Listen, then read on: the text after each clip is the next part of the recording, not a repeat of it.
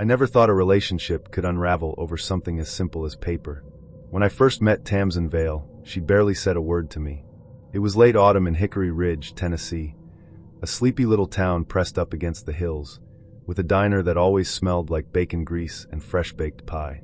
I was bartending on the weekends, finishing up my HVAC certification during the week, and generally coasting through life without much care for detours. I wasn't looking for anyone, really. That's usually when they show up, isn't it? She'd walk into the bar around 9:15 every Friday night like clockwork, sit in the far booth with a worn copy of Wuthering Heights, and order a Coke with a cherry in it. No alcohol, just the cherry. The first few weeks, I didn't say much beyond the usual bartender small talk. She'd smile barely and get lost in her book. One night, she left a napkin on the bar with a note scribbled in tiny, looping handwriting. "You seem tired tonight. I hope something good happens to you soon." I thought maybe it was a joke at first. But she wasn't the joking type. Not the way she looked at people. You know how some folks look at you like they're reading your surface? Tamsin looked like she was deciphering your soul. I smiled at the note, and the next Friday, I left one back. I slept better. Thanks. It became our ritual, exchanging napkin notes like grade school kids in church. We never said much out loud, but on paper, it was like we were whole other people. Honest, open, and somehow more ourselves. Eventually, we started seeing each other outside the bar. Casual stuff, late-night walks, thrift store treasure hunts, sharing bad coffee at the gas station table while listening to cicadas. She was odd, sure, but in a lovely way. Kind of like a lantern in the fog. You're not sure where she came from, but she makes the dark feel warmer. And the letters? That's when they started. At first, they were just little notes. A few words in the pocket of my jacket. A sticky note on my dash. "I dreamed of you," she'd write. Or, "You made me laugh yesterday. Thank you." Cute stuff. Thoughtful. Nothing to worry about. Then came the envelopes. They were always handmade, brown craft paper or old-fashioned stationery, sealed with wax. She'd hand them to me after we hung out, or I'd find them wedged between the windshield wipers or slipped into my lunchbox at work. The letters were longer. A page, then 3. Some were stories about her day, others just poems or lists of things that reminded her of me, like pine needles or static on an old TV. I'm not made of stone. I loved it. I loved her. No one had ever seen me that clearly or gone out of their way to make me feel, thought of. But they didn't stop. Not even when I asked. There's a strange kind of panic that sets in when something once sweet starts to feel like a weight. By the 4th month of our relationship, the letters came every day. Sometimes twice a day. One in my mailbox. Another in the glove box. One I found tucked inside my toaster. Some were 10, 12 pages long, stream of consciousness writing that felt like she had emptied herself onto paper. They weren't romantic anymore. Not really. They were obsessive. She'd write about how she missed me even when I was still in the room, how time felt longer without me, how she couldn't fall asleep unless she imagined the shape of my hands. It got under my skin. I started feeling like I wasn't allowed to breathe without her knowing how the air felt. One night, after a long double shift and a phone call with my dad that ended in yelling, I came home to find another envelope on my pillow. I didn't even open it. Just sat there staring at it, heart pounding, feeling like I was choking on love that had rotted into something else. That night, I told her. Gently, I thought. I said I appreciated the letters, really did, but she didn't have to write them every day. Told her I loved her, but I needed space. That it was starting to feel like she wasn't just sharing with me, she was smothering me. She smiled, tight-lipped, unreadable, and said, "Okay, I understand." But something in her eyes changed. Tamsin didn't stop talking to me, but the air between us shifted. She pulled back, way back. We'd still hang out sometimes, but she wouldn't touch me. Wouldn't make eye contact. She went silent. Not mad. Not sad. Just vacant. The girl who used to light up when I walked into the room now blinked like I was a stranger. She stopped showing up to the bar. Stopped answering texts. Weeks went by like that, and I tried to play it cool, tried to give her space. But the quiet got heavy. It felt like she'd packed up her soul and moved out of her body. I missed the letters. God help me, I missed the way they used to feel. Then one night, I came home and smelled smoke. It was faint at first, like a candle gone cold. I checked the kitchen. Nothing. Then the bedroom. That's where I saw it. My fireplace, never used before, was now filled with black ash and scraps of singed paper. I stepped closer. The charred remains of wax seals. Torn envelopes. Snippets of phrases I remembered from months ago. She had burned every letter she'd ever written me. Not one or two. All of them. I didn't need to ask why. It wasn't an accident. It was a message. The next morning, I drove to her place. Knocked on the door for what felt like forever. No answer. Eventually, she opened it just a crack. Her eyes were glassy, unfocused. "Tamsin," I said. "Why'd you burn the letters?" She stared at me. Not angry. Not sad. Just blank. "You asked me to stop," she whispered. "I didn't mean like that," I said. "I just needed space." She shrugged.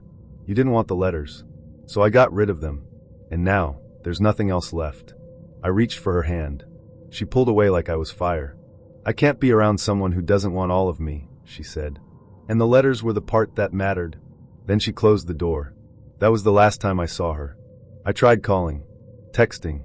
No response. A week later, her number was disconnected. Her apartment was empty, like she'd never lived there. No forwarding address. No social media. No trail. Just gone. Every so often, I'd hear rumors. Someone who said they'd seen her at a rest stop in Missouri, or an artist who swore she'd mailed them a sketch with no return address. But nothing solid. Like she'd evaporated. I tried to move on. Dated someone else for a while. But nothing stuck. She haunted me, not as a ghost, but as an echo. Every time I saw a wax seal. Every time I got mail. Every time someone said something beautiful in too few words. Last week, I found something odd in my mailbox. No name.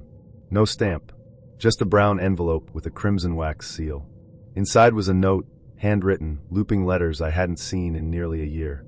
No dear. No sincerely. Just. Some people leave with silence. Others leave with fire. I left you with both. I sat down on the porch and read it again and again. Then I looked up at the trees lining the road, half expecting to see her watching me through the branches. But there was nothing there. Only the wind, rustling like pages. If you told me 5 dates could change your life, I'd have laughed in your face. But that's before Dahlia Ray walked into it, barefoot, smiling, and carrying a beer she didn't pay for. I met her at a backyard party in Asheville, North Carolina. Someone's birthday. I didn't know the birthday guy, or half the people there. I'd only come because my coworker begged me to get out of the house and touch grass. It was mid-September. The air was crisp, but not cold, and the music was just loud enough to drown your thoughts. Dahlia stood out immediately. She wasn't dressed like everyone else, no crop top, no flannel. Just a vintage sundress and a thick leather cuff on her wrist. Her hair was tangled in that purposeful way, like she'd just run through a field and liked how it felt. She looked like chaos on vacation, and I wanted to know her name. The first date was coffee. The second was a night hike, which I now realize was weird, but at the time just felt adventurous. By the third, I had memorized the sound of her laugh. It came out of her throat like wind through stained glass, sharp, pretty, and not meant to last long. She'd touch my arm when she talked. Not flirtatious. Almost territorial. She made me feel like the only person in the world. Or maybe the only one who mattered. By the 5th date, she told me she was getting a tattoo. We were lying in my bed, half-dressed, the curtains wide open. The moonlight painted her skin in silver. She rolled over, kissed my shoulder, and whispered, "I want to get your name." I laughed. "You're joking." She wasn't. Her eyes were wide, glassy. Serious. She looked at me like I was the answer to a riddle she hadn't realized she was asking. "I just know," she said. "We've known each other for like 2 weeks."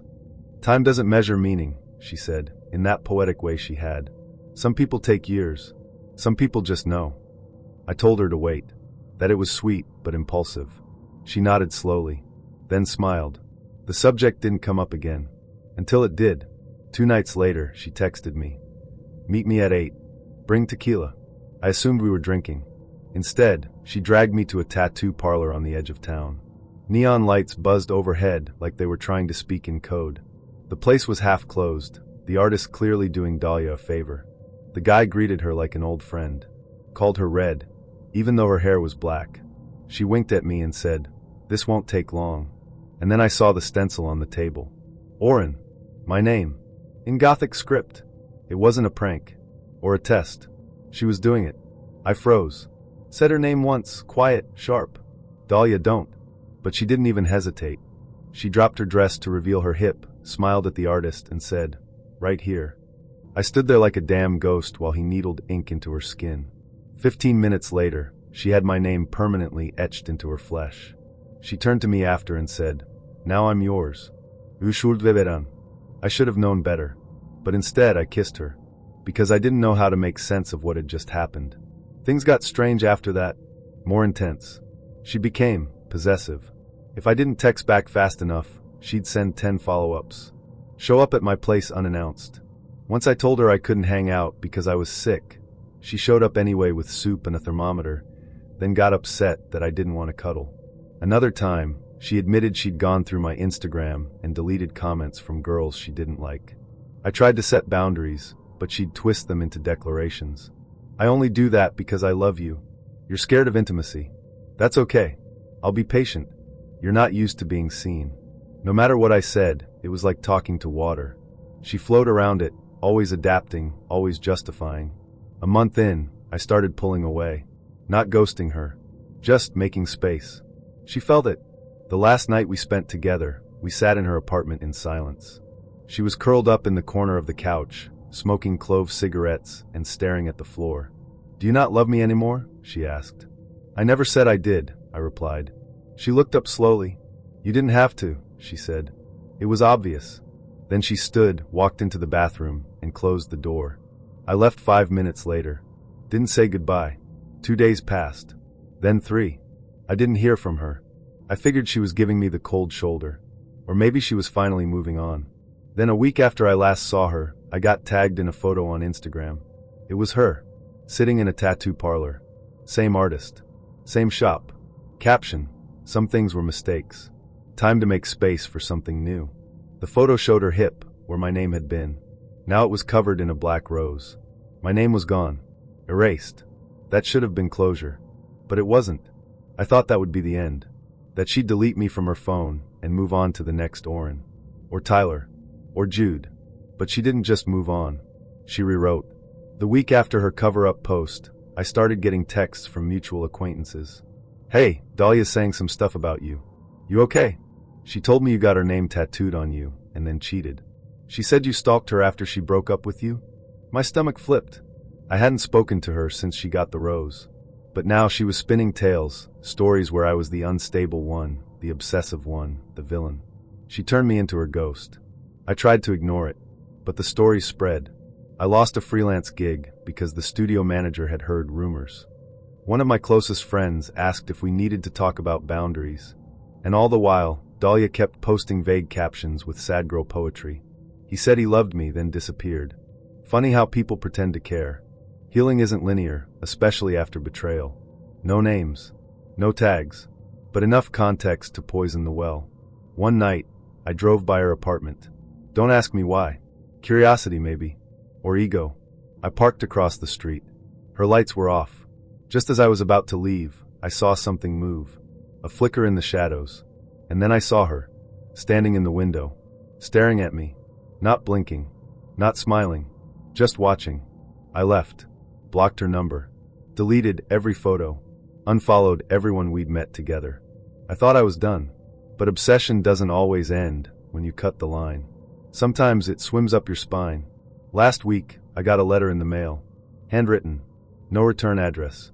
Inside, a single photograph. It was a picture of her hip. The rose tattoo? Gone. Lasered off. Red, raw skin where the ink used to be. On the back of the photo, scrawled in blue ink. Mistakes fade, but memories don't. I don't know what she wants, or how far she's willing to go. But every time I see someone with black hair and bare shoulders, I look twice. Every time I get a call from an unknown number, I hesitate. Because I know Dahlia Ray is still out there, and she still has my name. You ever meet someone who talks so smooth, you don't realize you've stepped into a trap until the jaws are already locked? That's what it was like with Ransom Breyer. He was all charm and teeth, warm drawl, sleeves rolled to the elbows, a twinkle in his eye like he knew something you didn't. I met him at a 4th of July block party in Sweetwater, Alabama. I was drinking dollar beer out of a red cup, sitting on the tailgate of a truck, watching kids run with sparklers. He walked up in snakeskin boots and a grin. Said, "You look like someone with ambition." "That true?" I laughed. Said, "I look like someone 3 beers in." He didn't miss a beat. That's when people are honest. Ransom was the kind of guy who made you feel seen. I don't mean in a flirty way, though Lord knows he could flirt with a stop sign. I mean in that rare way where someone looks at you and seems to know the quiet parts. I told him I was in between jobs. He nodded like he understood, then offered to buy me a drink even though it was free beer. Said he was working on a project. Something new. Something disruptive. I should have known right then. Nobody in Sweetwater says disruptive unless they're selling something or quoting Elon Musk. We started hanging out more after that night. Ransom would roll up in his old white El Camino, music playing low, always smelling faintly of cedarwood and trouble. We'd sit on my porch and talk about life, dreams, money, or the lack of it. He'd ask me, "What would you do if you didn't have to worry about bills?" I'd say dumb stuff, open a plant shop, travel to New Orleans, write a book I'd never finish. He'd smile and say, "Let's make that happen." I didn't think much of it until he invited me to a business mixer. It was held in the back of an old event hall, just outside of town. Too many folding chairs, too much energy. People were clapping for each other. I sat in the back, wondering if I'd stumbled into a cult or a motivational seminar. Sometimes it's both. Then a man in a cheap suit got on stage and started talking about opportunity. About changing your life one connection at a time. About being your own boss. They passed out glossy pamphlets with flowcharts and phrases like vertical expansion and financial freedom. That's when I heard it. The word. Recruitment. I knew what this was. A pyramid scheme. Or multi-level marketing, if you want to dress it up with lipstick and lies. I leaned over to Ransom and whispered, "Are you serious?" He just winked. Trust me. I should have walked out. Should have run, actually. But I didn't. Because Ransom talked. And when Ransom talked, you listened. He made it sound like more than just selling vitamins or oils or whatever nonsense they were pushing. He said this was the early phase, that we'd be ahead of the curve, that the real money wasn't in selling, but in building a team. I said I didn't know anything about sales. He said, "You don't need to know. You just need to believe." The buy-in was $500. That was 2 months of rent for me. He told me to see it as an investment. A seed. I didn't have it, so I took out a payday loan. Just something small. I figured I'd pay it off when the money started rolling in. That's how they get you, see? Not with lies. With hope. The first few weeks were actually kind of exciting. Ransom helped me set up my team. He even gave me a list of names to call, people he'd already talked to, who were warm leads. I made a couple sales. Signed on 2 people. Got a check in the mail for $97. That's all it took to convince me it was working. But the money didn't stay. The expenses piled up, monthly product orders to stay active, fees for webinars and conferences, little investment packages. Every time I fell short, Ransom would say the same thing. Growth takes pain, sugar. Keep going. After 3 months, I was $1,400 in debt. The 2 people I signed on had already quit. One of them called me crying, said she used her kids' school money to buy products she couldn't sell. I went to Ransom's house to talk. His place was nice. Too nice. Big TV. Leather couches. Expensive whiskey on the counter. I asked him how much he was actually making. He laughed. Enough to stay ahead. That doesn't answer the question, I said. He looked at me dead in the eyes. The charm flickered. Something colder underneath. You gotta understand something, he said. The people who win this game, they don't wait for permission. I left without another word. But the doubt had bloomed. I started reading. Digging. Found forums online filled with stories like mine. Folks who'd lost thousands chasing the dream. Lawsuits. Bankruptcy. Burned bridges. Every testimonial Ransom had shown me, fake, scripted, or people who'd been in so early they were part of the scheme. The deeper I went, the sicker I felt. I'd recruited people into this. People who trusted me. And for what? So Ransom could fill his gas tank and post motivational quotes on Instagram. I confronted him a week later. I didn't go to his house. I caught him at a gas station. I knew he stopped there every Sunday night before driving out to Birmingham for leadership retreats. He was wearing that same damn grin. I walked right up and said, "I'm done." He blinked, then smiled wider. "You quitting?" "No. I'm pulling out. And I want my money back." He laughed. Laughed. "That's not how this works." "I know exactly how it works." His face shifted. For a second, I saw the man without the mask. "You should have known better," he said. "Nobody forced you." And that was it. He got in his car and drove away. Didn't even say goodbye. That was the last time I saw him.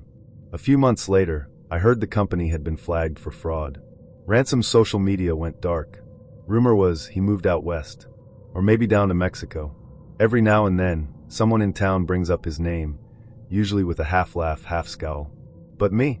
I still think about him. Not just about what he did, but how good he was at doing it. He didn't steal from people. Not with guns or threats. He used belief as a blade. And the worst part, sometimes, I still catch myself wondering what would have happened if I hadn't quit. If I just stuck it out, believed a little harder. That's how deep it goes. There's a line between cute and unsettling.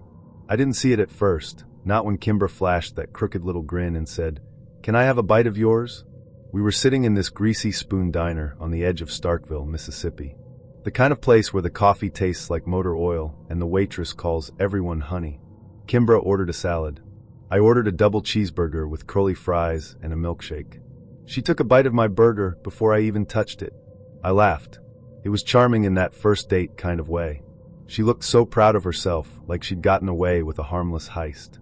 I said, "You didn't even ask," and she said, "That's how I show I'm comfortable." She said it like I should be honored. The food sharing thing didn't stop. It wasn't just the occasional fry or sip of my soda. It was every meal, every time. Kimber never wanted what she ordered. She wanted mine. She'd pick at her food like it was an afterthought, and then dive into mine like she'd been starving for weeks. We could be at a 5-star brunch, or just eating leftover spaghetti, and she'd still lean in like a vulture. At first, I told myself it was a quirk. Everyone's got one, right? Some people bite their nails. Some talk to their plants. Kimber stole food. Fine. But then it started feeling like something else. Something intentional. We dated for 5 months. I kept track, because that's how long I waited for her to offer me a bite of her food. Not once. Not one forkful. Not a crust of toast. Nothing. She'd say, "I'm not a good sharer," like it was an adorable confession, while her hand was literally inside my bag of chips. I thought about bringing it up gently, but it felt petty. Who argues over food, right? Still, it ate at me. Pun intended. One night, we were making dinner at my apartment. Grilled chicken, mashed potatoes, roasted broccoli. Kimber kept grabbing pieces of the chicken while I was still cooking it. I said, "Can you just wait till it's done?" She laughed and said, "It's just food, baby." But it wasn't just food. It was the feeling that I never got to have anything to myself. The final straw came on a Tuesday. We went to Bramble and Birch, a burger joint I'd been dying to try for months. I ordered the Goliath, a double patty with bourbon-glazed onions, blue cheese, and thick-cut bacon. Kimbra ordered a side salad with a bite of whatever you get. The burger arrived like a work of art, golden bun, crisped edges, juice glistening. I stared at it for a moment in reverence. And then, like clockwork, Kimber reached across the table. No pause. No warning. Just her hand on my plate. And something inside me broke. I stood up, picked up the plate, walked over to the trash can, and dropped the entire burger in. Kimber froze, her hand still hovering midair. The whole restaurant went quiet. She blinked once. Twice. Like she couldn't comprehend what had just happened. "Did you just?" she started. I didn't answer. Just sat back down and sipped my water. The silence stretched between us like a noose. Kimber's expression wasn't angry. It was confused. Almost hurt. "You didn't have to do that," she whispered. But I did. I had to. Because that bite wasn't just a bite. It was a tiny theft 1,000 times over. After that, something changed. She stopped texting as much. Our conversations were stiff. Forced. I tried to explain myself, to say it wasn't about the food, it was about me. About how I felt like I was always giving and never getting. She nodded, said she understood. But she didn't apologize. She never admitted to anything. Just said, "You're really sensitive about dumb stuff." We lasted another week. Then she stopped replying altogether. I figured that was it. Until last Thursday. I came home from work, opened my fridge, and saw it. A single Tupperware container. I live alone.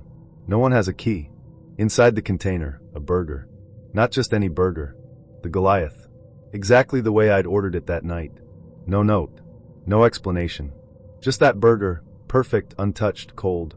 I threw it out. But the next day there was another one. Same container. Same burger. And then another. Every day since, I come home to the same damn burger in my fridge. I've changed the locks. Set up a camera. No footage. No visitors. Just the burger. always in the same spot, wrapped with care. Waiting. And last night, the burger was gone. But taped to the fridge was a napkin. My napkin. From Bramble and Birch. In thick black ink, written in that familiar loopy handwriting. You didn't let me finish. I used to think that when someone left, they'd at least have the decency to leave a note. Something. A word. A sentence. A goodbye. But when Corvin Miles disappeared, he left nothing. No voicemail. No apology. Not even a damn coffee mug. Just silence.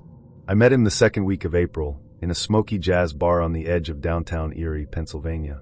He wore old denim and a caramel-colored hoodie, with a book under one arm and a camera slung over the other. His smile was crooked, the kind that makes you wonder what kind of trouble he's caused, and how much you're willing to forgive just to keep it aimed in your direction. He sat beside me at the bar and ordered bourbon neat, then looked over and said, "You look like someone who reads sad poetry on rainy mornings." I laughed because it was true, because I had Emily Dickinson in my purse and clouds in my chest. We were a soft kind of quick. 1 week in, we were taking late-night drives by the lake. 2 weeks in, I knew the exact angle he liked his photos printed. By the third, we'd kissed on the roof of his building during a thunderstorm. It was casual, but it was something, and I was content not defining it. Corvin was easy to like, but hard to hold on to. He floated through life like the idea of permanence offended him. But when we were together, it felt like maybe I was enough weight to keep him grounded. Until I wasn't. I should have seen it sooner. The vanishing. The exit wound. He never lied exactly, but there were gaps. Nights he said he was editing, but didn't send a single picture. Weekend plans that changed last minute. Sometimes he wouldn't text for a day, and when he did, it was always something vague. Lost in the lens today. Head full of noise. Rain helped. That was Corvin. Beautiful, poetic excuses wrapped in silence. I let it slide. Told myself not to overthink it. We weren't exclusive. We never said the words. But God, I wanted to. The truth came out by accident. It was a Friday night. I was at a friend's birthday party, leaning against the kitchen counter sipping wine, when someone mentioned Corvin. Not to me directly, but loud enough that my ears perked up. "Oh, you mean Corvin? The one who just got married?" I almost choked. I turned, slow and disbelieving, and said, "Corvin Miles?" The girl who said it, Ari I think, froze. Her eyes darted to the floor. "Oh, I thought you knew." The room tilted. Married. He hadn't even ended things with me. He'd replaced me. I left the party without saying goodbye. Walked 5 blocks in the cold without feeling my legs. When I got home, I sat in the bathtub fully clothed and scrolled through every message we'd sent. I read our last conversation again. Me. Hope your flight went okay. You never said where you were headed. Corvin. Nowhere important. Just needed a change of sky. That was the last thing he ever said to me. 2 weeks later, I found out where that sky was, New Zealand. He'd flown there and married someone named Leora. Her Instagram was full of beach photos and barefoot vows. The date stamped beneath them was just 4 days after he kissed me goodbye. I didn't cry right away. My body felt too numb for grief. Instead, I printed every photo we'd taken together and tore them in half. Quiet, methodical violence. I deleted his number. Blocked him everywhere. But deleting a ghost doesn't mean it stops haunting you. For weeks, I kept dreaming of him. In the dreams, he'd walk toward me, hand outstretched, mouth moving, but no sound came out. Just that smile. That damn smile. One night, I got a message from a number I didn't recognize. I heard what happened. You're not the only one. It was from a woman named Kayla. She said she'd dated Corvin on and off for a year. She hadn't heard from him since January. Just vanished. Blocked. Gone. Another woman, Lena, messaged me a week later. Same story. 3 of us. Maybe more. Different cities. Different versions of him. All abandoned in the same quiet, careful way. He'd made each of us feel like we were the only ones. Like the center of a photograph. Turns out, we were just props in his portfolio. It's been 6 months. I don't talk about him much. Most people don't understand how you can miss someone who treated you like a disposable moment. But I do miss him. Or the version of him that was real to me. I miss the way he narrated the world like it was a poem. The way he'd tilt his head when he laughed. But more than that, I miss the me I was with him. Hopeful. Open. Soft. I'm not like that anymore. Now I second guess every, I miss you. Now I wait for the silence after every, I'm busy. A few nights ago, I saw a photograph in an online exhibit. It was part of a travel series. The photographer's name? Corvin Miles. The photo was of a beach. In the corner, barely noticeable, was a girl with long dark hair, standing alone, barefoot in the sand. I stared at it for a long time. She wasn't smiling, and I wondered if she even knew the camera was there. I never thought a few handwritten notes could tear my entire life down. People say the scariest things in a relationship are the big betrayals, cheating, lying, secrets, but no one tells you about the quiet horrors. The ones that sneak up slowly, disguised as affection. The ones you don't see until you're standing in front of a fireplace full of ash, wondering how you became a stranger in your own life. That's what happened with Marlo Finch. We met at a temp job in Dayton, Ohio. A bland office with beige walls and too much fluorescent lighting. I was in the middle of rebuilding my life after a breakup and a move, and she was the new girl with the silent laugh and chipped nail polish. Marlo was the kind of person you noticed twice. First because she seemed invisible, and second because you couldn't figure out why. She was quiet, careful. The type to listen more than speak. She always brought her lunch in a blue tin box and wore rings that looked like they had stories. One afternoon, I caught her humming Radiohead under her breath at the printer. I made a joke about depressing music, and for the first time, she smiled at me, really smiled like she hadn't done that in a long time. That's how it started. Our first real date wasn't even a date. We just wandered around a used bookstore after work. She bought me a copy of The Bell Jar and scribbled her number inside the front cover. I don't do texting much, she said, but I write a lot. She wasn't lying. At first, it was cute. She started leaving me little notes. Folded pieces of paper slipped into my bag, or tucked into the pages of books she lent me. They weren't love letters, at least not in the traditional sense. Sometimes it was just a sentence. The wind reminded me of your voice today. Or, I saw a dead bird and thought, beauty is sad too. We weren't even official yet, but the letters came daily. After a few weeks, I had a shoebox full. It didn't feel obsessive. Not yet. It felt like I was being chosen. Like I mattered in some way I hadn't before. Marlo had a way of making the smallest things feel sacred. She'd bring me my favorite coffee before I even knew I needed it. She remembered my parents' names. She noticed the calluses on my hands, and guessed I used to play guitar. I'd dated people before. But Marlo, she saw me. That kind of intimacy is addictive. The letters changed. They got longer, denser, more confessional. She started writing about her past, things she hadn't said out loud. Her childhood, her loneliness, her fear of being forgotten, her belief that people only stay until they learn enough to leave. She always ended them with, "Tell me I'm wrong." I didn't know what to say. After 3 months, I started to feel crowded, like I was being watched, even when I was alone. Every day a new letter. In my coat pocket, my lunch bag, once in the bathroom cabinet. 10-page essays about how much she needed me, how I was the only one who ever made her feel real. How losing me would be like falling into the ocean with bricks tied to her ankles. The handwriting got shakier. The paper smelled like her perfume, an old lavender scent that clung to everything. I told myself she was just sensitive, passionate, a little dramatic, but the truth was I was scared. I tried to talk to her about it. We were sitting in my apartment, eating pizza on the floor. I tried to keep my tone light. You don't have to write every day, you know. I like hearing from you in person. She didn't say anything for a long moment. Then, do you not like them? I do. It's just a lot sometimes. She smiled. That same crooked smile from the printer. But it didn't reach her eyes. I just want you to remember me. Why would I forget you? She looked away. Everyone forgets. After that, the letters stopped. Not immediately. They slowed down. From every day to every few days. Then once a week. And so did she. We stopped hanging out as much. She canceled plans. Got quiet. Wouldn't look me in the eye. The warmth I'd fallen for faded like breath on glass. Her messages became single words. Okay. Sure. Fine. I tried to make things better. I brought her flowers. Wrote her a letter. But she never opened it. Just placed it on my table and said, "That's not who you are." A month passed. Then one night, I came home from work and smelled smoke. Not fire, smoke. Lingering. Heavy. I panicked. Thought I left the stove on. But when I turned the corner into the living room, I froze. The fireplace was full of ash. The letters, every single one she had ever given me, were gone. All that remained were little black flakes, curling and fragile. The shoebox was missing. The book she gave me. Even the sticky notes on my fridge. All of it gone. Burned. I didn't understand. Was it a breakup? A warning? I called. No answer. Texted. Nothing. I drove to her place the next night. Knocked for 10 minutes straight. Finally, she opened the door. Not fully. Just a crack. Her eyes looked different. Hollow. What did I do? I asked. She said nothing. I asked why she burned the letters. She said flatly, "You asked me to stop.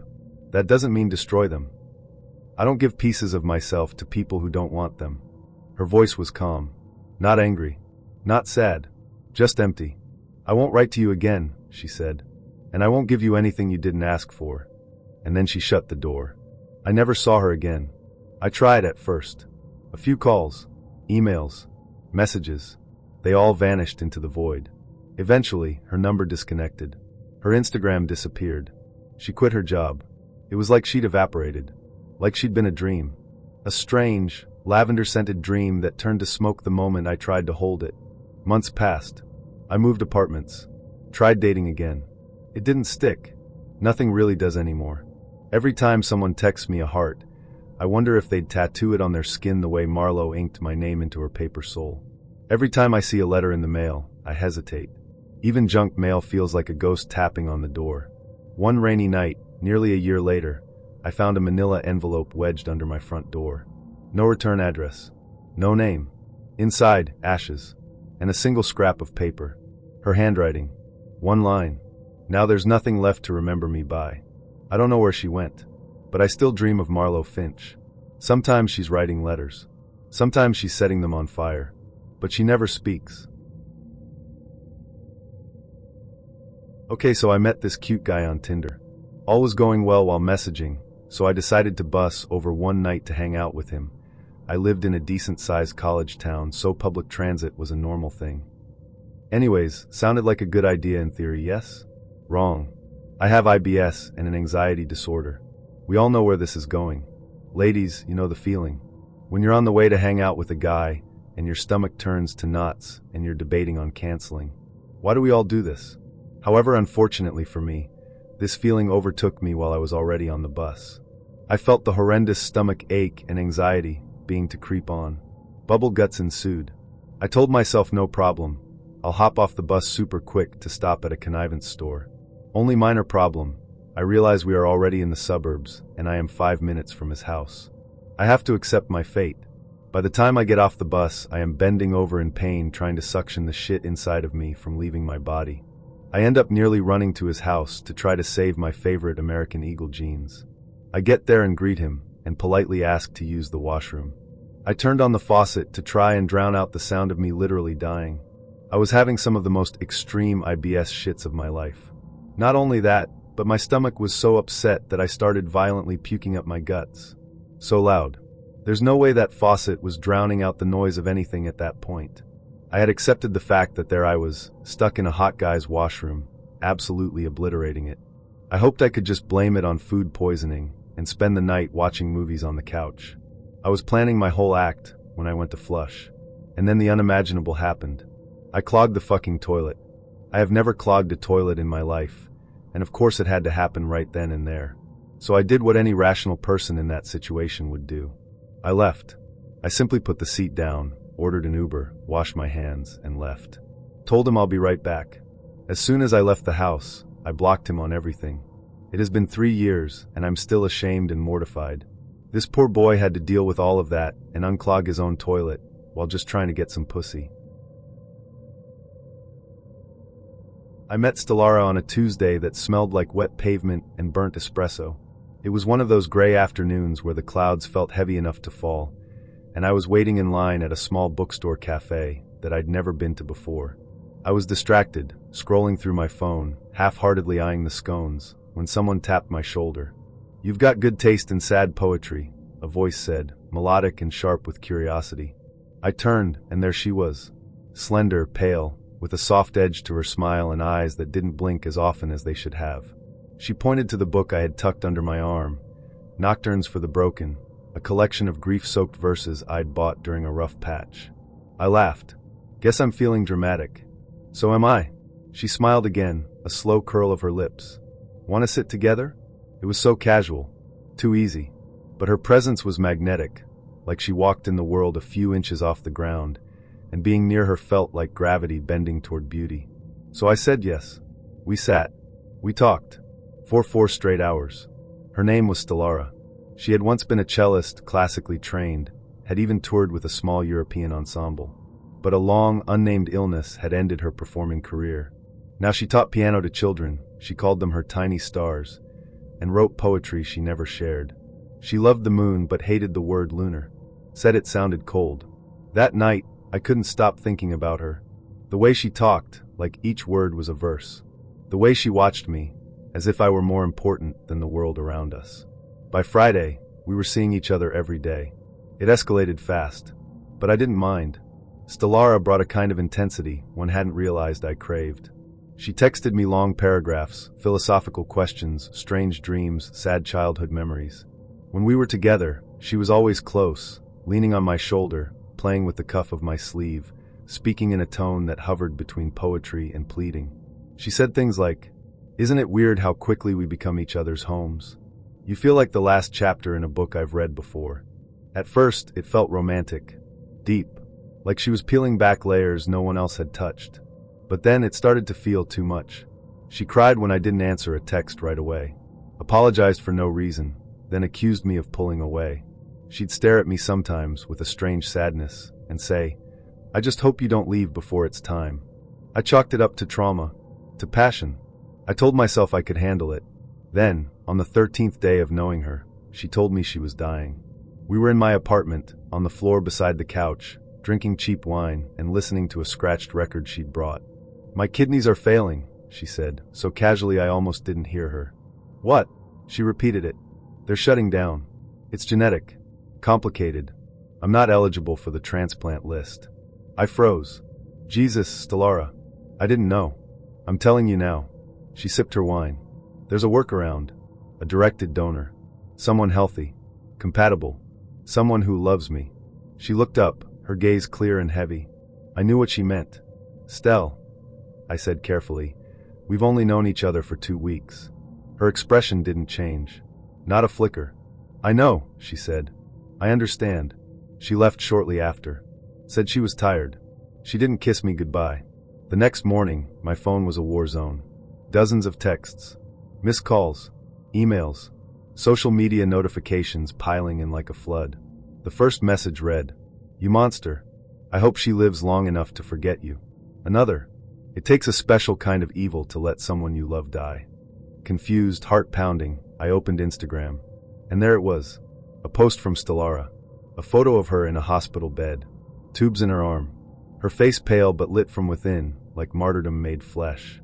The caption read, "He could have saved me, but he chose not to. Some people only love when it's easy." She tagged me. The comments were a funeral of my reputation. Name and shame. This guy's heartless. Imagine being given a chance to be a hero and choosing to be a ghost.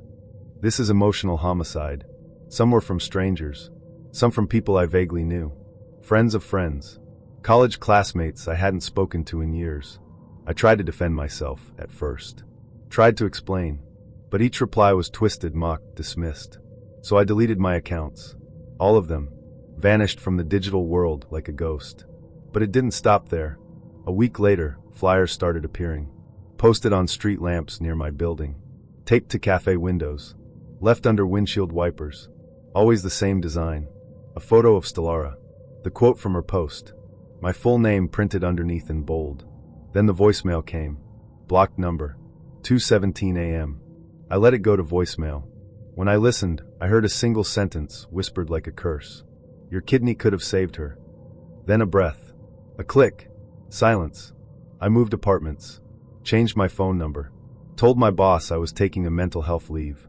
But none of it helped. Once a month, without fail, I received a new letter. No return address. Inside, an organ donor form. Blank. Just waiting for my name. The first one I tore up. The second I burned. The third, I left untouched on my kitchen counter for 3 days. By the 6th, I stopped opening them. But still I kept them.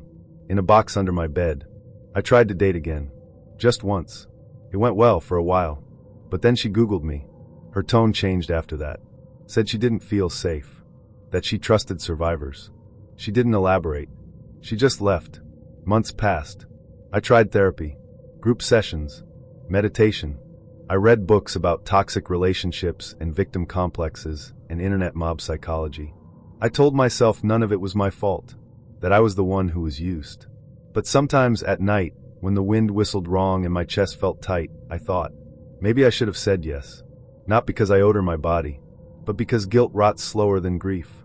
Then came the book. I walked into a new bookstore trying to reclaim something, normalcy maybe, peace.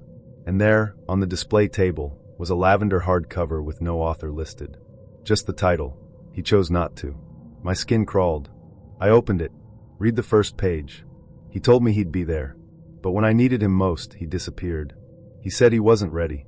But I was ready to die. I closed it. Looked around like I'd been caught. I bought it. I don't know why. At home, I read it in one sitting. It was her. It had to be. She changed the names, the dates, the cities. But every page bled with our history, rewritten in her favor. I wasn't just the boy who said no. I was the boy who walked away from her grave. I didn't sleep. I paced. Drank too much. Looked her up again anonymously. She was everywhere now. Podcasts. Panels. College talks. Advocate for invisible illnesses. Voice for the medically betrayed. A woman who knows what it means to be left. I found a video of her TEDx talk. She spoke with elegance. Pain. Fire. Sometimes, the ones who kill you don't lift a finger. They just refuse to reach out. The crowd cried. I wanted to throw something through my screen. One night, a new voicemail came. This time, she spoke. Hey, it's been a while. Just wanted you to know. I'm okay. I've found alternatives. You weren't the only one, after all. A pause. I never really needed your kidney. Just your guilt. Another pause. It lasts longer. Then a click. The next day, another form arrived. But this one was different. It was already filled out. My name.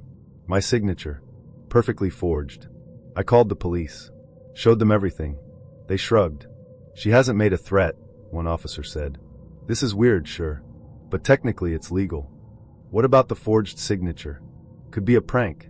I walked out feeling like a character in someone else's horror story. One I couldn't rewrite. I never considered myself gullible. I was cautious with my heart, and even more so with my finances. But that was before I met Daniel. It started innocuously enough. A friend convinced me to join a new social app, Connect, designed to foster professional and personal relationships. I was skeptical but curious. After setting up a profile, I received a message from Daniel Pierce. His profile picture was unassuming, a candid shot of him laughing, eyes crinkled at the corners. His bio mentioned a love for travel, a career in finance, and a recent move to Chicago. He seemed genuine. Hi Olivia, his first message read. I noticed we have similar interests in travel and literature. Mind if we chat? I hesitated but replied. What harm could a conversation do? Our chats became daily rituals. Daniel shared stories of his adventures, hiking in the Rockies, exploring European cities, and his recent endeavors in cryptocurrency investments. He was articulate, knowledgeable, and had a way of making complex financial concepts seem simple. Crypto is the future, he told me one evening. I've been fortunate to get in early. It's not just about money, it's about being part of something revolutionary. I admitted my ignorance about cryptocurrencies. Numbers and markets always seemed daunting. He offered to explain, and I found myself intrigued by his passion. Weeks passed, and our connection deepened. Daniel was attentive, always remembering the little details I shared. He'd send me articles about topics I mentioned in passing, and recommend books he thought I'd enjoy. It felt like he truly listened. One evening, after discussing our favorite novels, he shifted the conversation. Olivia, have you ever considered investing? Not just in crypto, but in general. I laughed. Me? I can barely keep track of my savings account. He chuckled. I understand, but investing isn't just for the wealthy. It's about making your money work for you. I could guide you if you're interested. I was flattered but hesitant. I don't know Daniel. It sounds risky. There's always risk, he admitted. But with the right strategies, it's manageable. I wouldn't suggest anything I haven't done myself. His confidence was reassuring. Daniel's lessons began informally. He'd send me links to beginner's guides, explain terms like blockchain and wallets, and share his experiences. He emphasized the importance of starting small and only investing what one could afford to lose. After a month, he broached the subject again. If you're comfortable, I can help you set up a small investment. Just to get your feet wet. I was still unsure. I appreciate it, but I don't have much to invest. Even $500 is a start, he encouraged. Think of it as a learning experience. I mulled it over.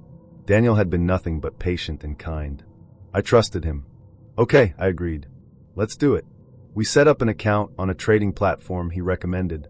He guided me through the process, ensuring I understood each step. My initial investment was $500, as suggested. To my surprise, within a week, my account showed a modest profit. Daniel celebrated my success, praising my decision. See, you're already getting the hang of it. His enthusiasm was infectious. Over the next few months, under Daniel's guidance, I made additional investments. Each time, he was there to advise and support. My confidence grew, and so did my trust in him. Then, one evening, he shared an opportunity. Olivia, there's a new crypto project launching soon. It's invite only, but I can get you in. The potential returns are substantial. I was intrigued but cautious. How much are we talking about? Minimum buy-in is $5,000, he said. But it's poised to triple within months. $5,000 was a significant sum for me. I hesitated. Take your time, he said. I just didn't want you to miss out. I spent the night researching. The project seemed legitimate, and Daniel's track record with me had been solid. I decided to take the plunge. I transferred the funds to the account Daniel provided. He assured me everything was set. Days turned into weeks. I checked the platform regularly, watching as my investment grew, just as Daniel predicted. I felt exhilarated. Then one morning, I tried to log in and couldn't. An error message flashed. Account not found. Panic set in. I called Daniel. Hey, there's a problem with the platform. I can't access my account. He sounded calm. Don't worry. They're probably doing maintenance. Give it a few hours. Hours became days. My account remained inaccessible. Daniel's reassurances started to wane. I'll look into it, he said. But sometimes these things happen. What do you mean? I pressed. Markets are volatile, he explained. There's always a risk. But you said. I know what I said, he interrupted. But nothing is guaranteed. I felt a chasm open between us. The warmth and attentiveness that once defined our interactions were fading. Daniel became elusive, often unavailable or curt in his responses. Desperation led me to deeper research. I discovered forums discussing scams eerily similar to my situation. Stories of individuals who had been lured into investments by trusted acquaintances, only to lose everything. A sinking realization hit me. Had I been conned? I confronted Daniel. Did you ever care about me, or was I just a target? He sighed. Olivia, it's not like that. Then explain it to me. Silence. Goodbye, Daniel. I hung up, feeling a mix of anger, betrayal, and heartbreak. In the aftermath, I grappled with self-blame. How had I been so blind? But through support groups and counseling, I learned that manipulation is insidious. Scammers prey on trust and emotions, weaving narratives that cloud judgment. I reported Daniel to the authorities, though I doubted it would lead to restitution. My savings were gone, but I was determined not to let him rob me of my dignity. Months later, I received a message from an unknown number. Olivia, I'm sorry. Truly. I never meant to hurt you. I deleted it. Some bridges are best left burned. There's a moment when your heart sinks and your brain refuses to follow. It's like the body knows something before your mind will let it in. That happened to me at 7:06 p.m., in a booth by the window at Veretti's Italian Kitchen, in a suburb just outside of Providence. And it all started when Eli told me he had a surprise dinner planned. Eli Dayton was not the surprise dinner type. He was routine, almost to a fault. Monday morning workouts, Friday movie nights, Thai food on Wednesdays. Our relationship was safe. Not boring, just soft around the edges. Predictable, in a comforting way. That's why I said yes when he picked me up that evening with a nervous little smile and said, I want a night to be special. It didn't even cross my mind to wonder why he seemed pale. I just thought he was trying. We pulled into a quiet parking lot, tucked between an insurance office and an old video rental store turned vape lounge. The restaurant was small, warm lights glowing through sheer curtains, white tablecloths and soft jazz pouring from inside. I'd never been there before. I asked how he found it. He said, someone recommended it. The hostess smiled when she saw us. Party of two? Eli hesitated, then nodded. We were seated at a table against the wall, near a frosted glass divider. He kept checking his phone, fidgeting with the corner of the napkin. I tried to ignore it. Maybe he was nervous about a proposal or some big job news. I had no idea what was coming. The waiter brought water and menus. I asked Eli, "You okay?" He smiled, but his lips barely moved. "Just a lot on my mind." "Work?" He shook his head. "No, something personal." But he didn't elaborate. I didn't push. At 7:06 p.m., a small bell jingled as the front door opened. I glanced up, half expecting the waiter or another couple. Instead, I saw a woman walk in holding the hand of a little girl. Behind them, 2 boys trailed in, all under 10. Then came the man. Tall. Familiar. My stomach turned. Because the man who walked in was Eli. I blinked. Looked at the man sitting across from me. Still Eli. Still here. Still real. I looked back at the family by the host stand. The man turned, half smiling. And that's when it hit me. Not a twin. Not a doppelganger. The same man. My Eli. He froze when he saw me. So did the woman. She followed his gaze, her eyes landing on me like knives. The hostess said something, but I didn't hear it. Blood roared in my ears. My body went cold. Then hot. Then hollow. Eli, my Eli, stood up. Not the one by the door. The one at my table. He stood like he was walking toward his own funeral. I stood too. We both faced the front. Face to face with his other life. The woman stepped forward. She didn't scream. She didn't cry. She simply asked, "Is this the one?" Eli didn't answer. I did. "Who are you?" She laughed. Not kindly. "I'm his wife," she said. "And those are our kids." I felt my knees give. I grabbed the table to steady myself. "Wife," I repeated like a ghost echoing through a canyon. Eli closed his eyes. "I was going to tell you," he said quietly. I laughed. Out loud. Ugly and loud. "In a restaurant?" He looked down. I didn't know how else. The staff was watching. Other diners turned their heads, pretending not to. The children were confused. The little girl clung to her mother's coat. One of the boys asked, "Who's that lady, Dad?"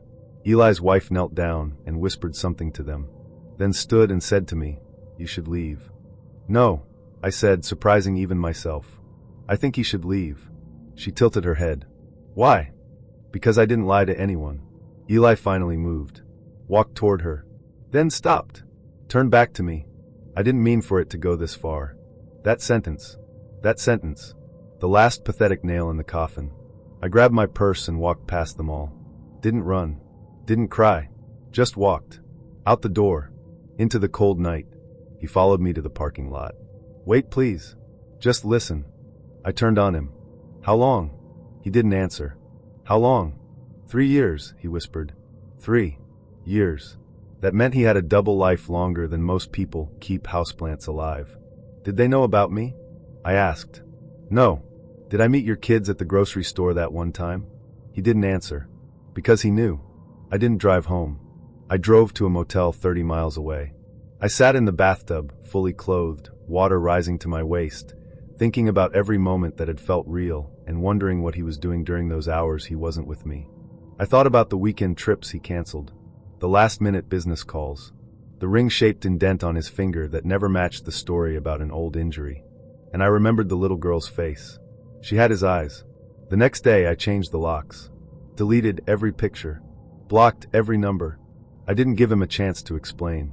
Because there's no explanation for making someone an accessory to betrayal. He sent me a letter. 1 page. Typed. It said, "I loved you in my own way. I wish I could have made space for you without destroying what I already had. I'm sorry you found out like that. Maybe one day you'll understand." I didn't reply. I burned it in a ceramic bowl in the backyard.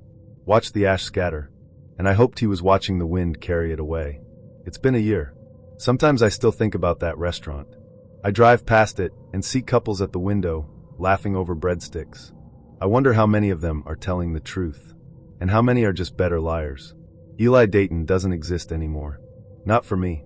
He's just a memory. A ghost in a booth at Veretti's. And somewhere out there, his daughter is old enough now to ask real questions. I hope he tells her the truth. I hope she doesn't learn it the way I did. at a dinner she was never supposed to attend. Brenna Faye had a laugh like a knife through velvet.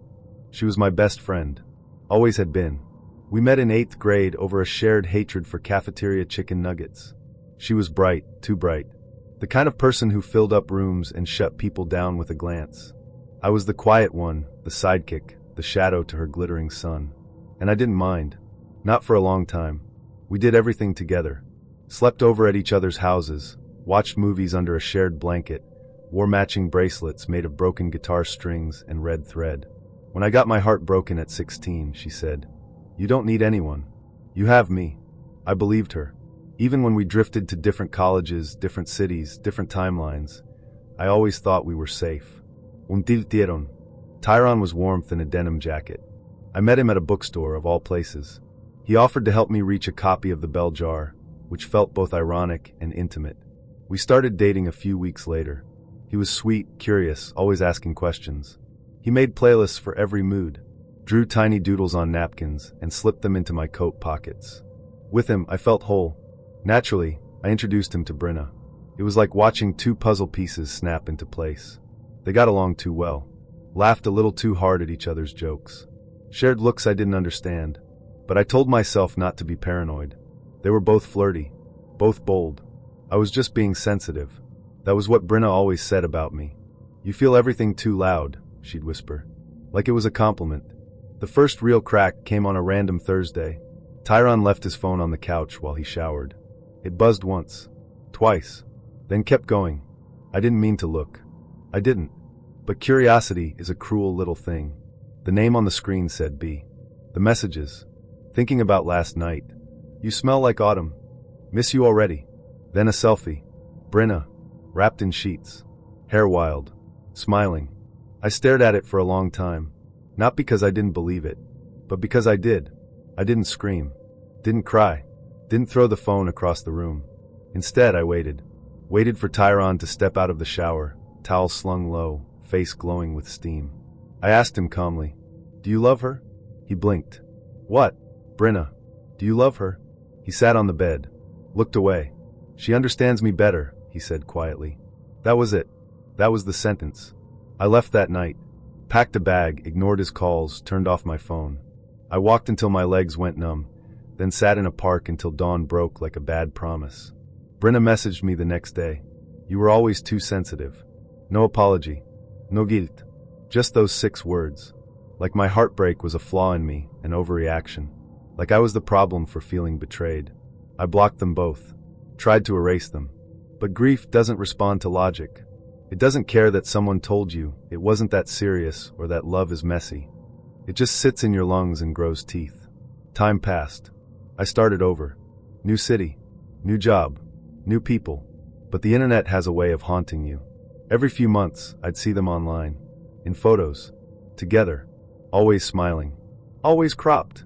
If you didn't know what to look for, you'd never realize the third person had been cut out. Me. There was one photo in particular. Tyron at a festival, Brenna leaning into his shoulder, both laughing under fairy lights. I remembered that night. I took that photo. My thumb was still in the original corner. But they'd edited it out. The betrayal wasn't just that they loved each other. It was that they'd rewritten history. Deleted me from the story. Like I had never mattered. I started collecting the photos. Screenshots. Posts. Captions. At first, it was masochism. But then it turned into evidence. Proof that I existed. One night, after too much wine and a grief-shaped playlist, I messaged Brenna from a burner account. "Do you ever think about what you did?" She responded instantly. "You never really belonged to him. Or to me. Some people are just interludes." I didn't sleep that night. I sat up imagining all the times she had smiled at me, hugged me, told me she loved me. And I wondered, when did she decide I was disposable? Months later, I bumped into them. It was bound to happen eventually. Same city. Same circles. They were at a gallery, holding hands, her wearing a necklace I'd given her years ago. They froze when they saw me. I didn't speak. Just walked past them. But I smiled. Not because I was okay, but because it hurt them. Later that night, I found another photo online. A group shot. Big smiles. Brenna and Tyron in the center. Laughing. Happy. If you zoomed in, you could see me in the mirror behind them, passing by, blurry, half-turned. An accident. A ghost. That was the last time I ever saw them in person. But not the last time I heard from her. Every year, on my birthday, I get a message from a blocked number. Happy interlude. That's all. I used to cry when I read it. Now I just delete it. But some nights, I lie awake and wonder what hurts more. That they betrayed me, or that they never looked back. I met Alara on the worst day of my life. I'd just been fired, budget cuts, nothing personal, and was sitting in a coffee shop staring at my reflection in a black cup of burnt Americano when she slid into the seat across from me. Bad day? She asked, without a trace of hesitation. No introduction. Just that feline smile. I blinked, confused. Do I know you? You look like someone who needs a reason not to go home, she said. I'm Alara. And just like that, she became a part of my life. She was stunning in a way that made you forget how to talk. Her energy was sharp, like she saw the future and already knew what it would cost you. That night, we talked for hours. She said she was in between jobs, modeling occasionally, working on a screenplay she'd been emotionally incubating for years. She had one of those voices that made you lean closer without realizing it. When she touched your hand, it was deliberate, like she was pulling threads out of your skin. By the time we kissed, outside, beneath flickering neon, I'd forgotten I was supposed to be grieving my job. I forgot everything. She moved fast. Within a week, she was sleeping over. 2 weeks in, she had her favorite coffee stocked in my cabinet. 3 weeks, and she was making breakfast in my t-shirt like she'd been doing it forever. There was something about the way she said my name. Soft and echoing, like she was casting a spell. I feel safe with you, she whispered one night. I felt like a savior. I mistook that feeling for love.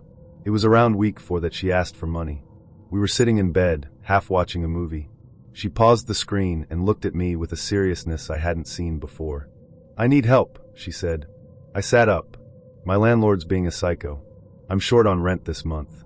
Just a few hundred. I blinked. I didn't even know you had your own place. She smiled. Yeah, I'm not there a lot. Too loud. But I still have to keep it. Just in case. I hesitated. She noticed. I'm good for it, she added quickly. I swear. Just need to float this month. I'm not really in a great spot financially, I said carefully. I just lost my job, remember? She looked hurt, but she didn't argue. Okay, she whispered. I understand. We didn't finish the movie. The next morning, she was gone. No note. No goodbye. I tried texting her.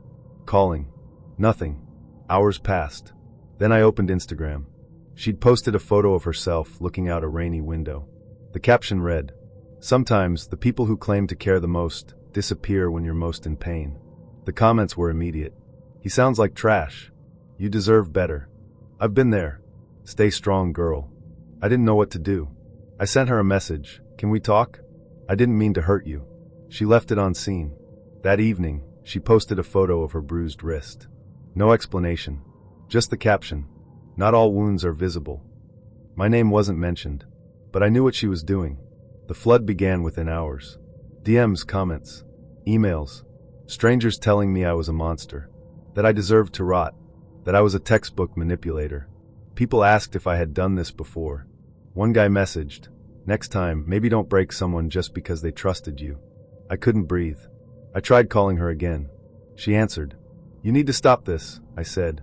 "You're implying I didn't say anything," she said sweetly. "If people assume, that's on them. You're ruining my life." "No," she said. "I'm just telling mine." She hung up. The next day, I got a call from the police. No formal complaint, just a wellness check. An anonymous tip. The officer was polite, sympathetic even, but the weight of the unspoken sat between every sentence. I could see it in his eyes. He didn't believe me. I stopped going outside. Friends stopped responding. My neighbors started giving me sideways glances in the hall. I tried to explain, to post my side, but the moment I did, I got accused of gaslighting, of victim blaming, of trying to silence a survivor. Alara posted again. He hit me with his silence. That was the line. It spread like wildfire. Within hours, someone made a graphic of her quote with a photo of her face and the words, "Silence is still violence." I was tagged in every repost. I got fired from a temp job I'd just started. They didn't even pretend it wasn't related.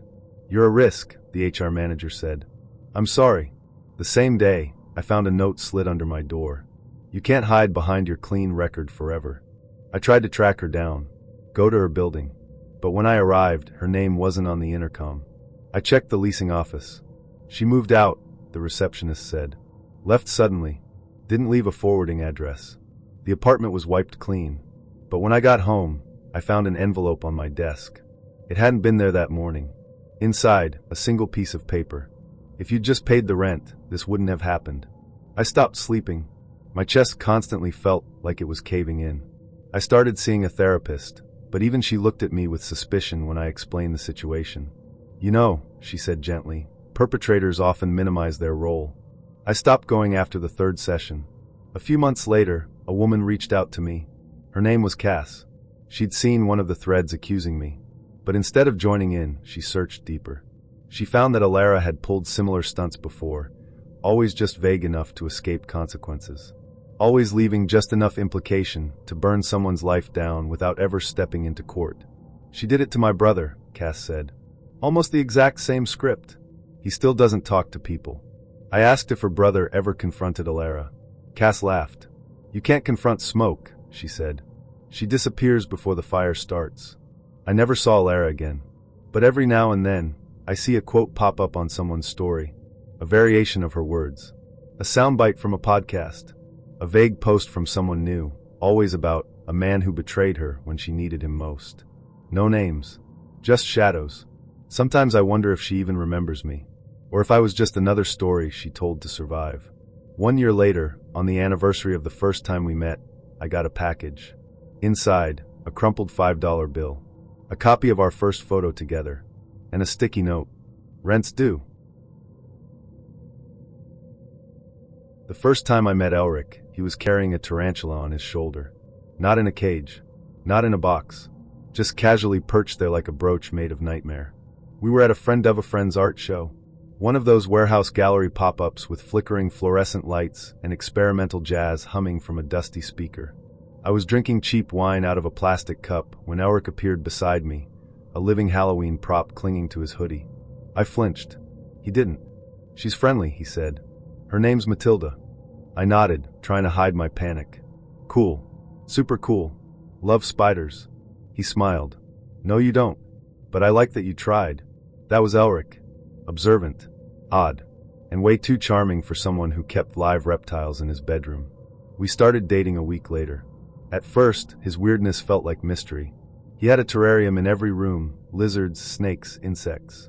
He talked to them like they were roommates. He'd whisper to his boa constrictor while cooking, recite poetry to his bearded dragon while folding laundry. Elric the Enchanter, I called him once. He just smiled and said, "Animals are honest."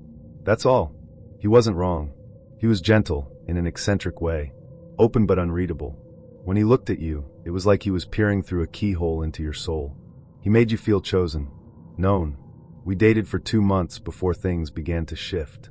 Tiny things at first. He insisted on keeping all the windows closed, even during heat waves. Said the lizards liked it that way. He labeled everything in his apartment, drawers, plates, even chairs. Helps with alignment, he told me. Prevents energy slippage. I rolled with it. Everyone has quirks, right? Then came the spider. It happened late one night. I'd stayed over. We were in bed watching some black and white horror flick from the 60s. Elric fell asleep, his head on my lap. I got up to grab water. I didn't see her. Matilda. She must have been crawling across the rug. I felt the crunch before I saw her. A horrible, delicate pop beneath my heel. I froze. Looked down. She wasn't squished completely, just broken. Still twitching. I screamed. Elric sat up instantly. What was that? I couldn't answer. Just pointed. He walked over, knelt beside what was left of Matilda. Picked her up with both hands like she was a child. He didn't scream. He didn't cry. He whispered she was 16. Then he looked at me. You'll have to bury her. I thought he was joking. He wasn't. He handed me a small shoebox lined with tissue paper and moss.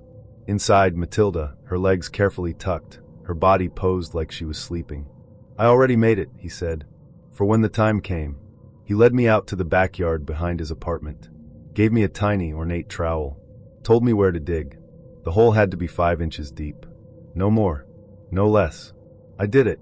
He read a eulogy. Quoted some poem about decay, and the cycles of life. We stood in silence afterward for what felt like a full minute. He didn't hold me. He didn't thank me. He just said, "Matilda was always afraid of being forgotten. You helped her pass with dignity." That night, I couldn't sleep. Things got stranger after the funeral.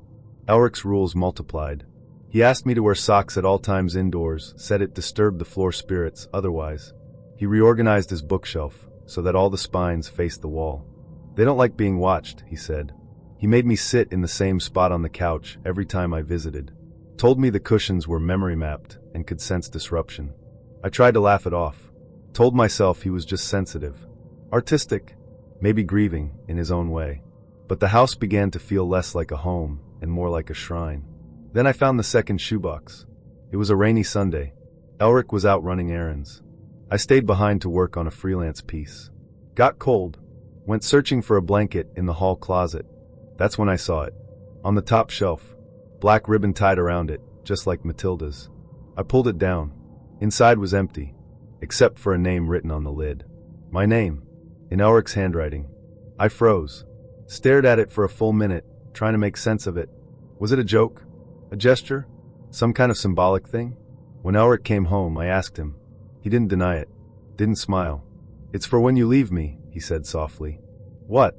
"I prepare. That's all." I laughed nervously. "Elric, that's creepy. You can't make a coffin box for me just because we're dating." "It's not a coffin," he said. "It's a container. For memory. For grief. I don't like forgetting." I told him it made me uncomfortable. He just nodded. Most truth does. After that, the house began to close in around me. I found notes tucked in my bags. Inside my shoes. Tiny slips of paper with phrases like, "Please don't vanish. Some things shouldn't be left behind. Stay soft. Stay here." I stopped staying the night. He noticed. One evening, he invited me over for something special. I considered saying no, but guilt gnawed at me, so I said yes. He cooked dinner, beat pasta of course, blood red, and lit candles all over the apartment. No lights, just flames and shadows. Everything felt deliberate. He handed me a gift. Another shoebox. I hesitated, heart pounding. "Open it," he said. Inside was a glass orb. Inside the orb, suspended like a scene from a snow globe, a tiny model of me. Hair, clothes, expression, all accurate. It was too perfect, too detailed. "I made it," he said, "from memory. And hair." I dropped the box. He didn't flinch.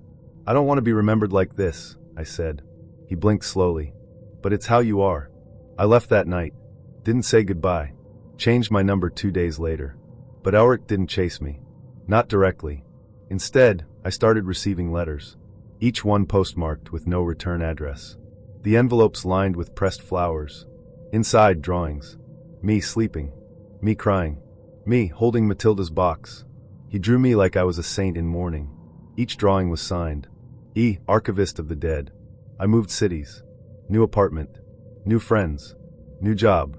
But sometimes when I check my mailbox, I still find packages. Shoeboxes. Always empty. Always tied with black ribbon. I never open them anymore. I just know. Marin apologized for things most people didn't notice. She said sorry when she sat down too quietly. Sorry for texting me too late at 9:45 p.m. Sorry for eating the last fry from our shared plate, even though I'd already offered it.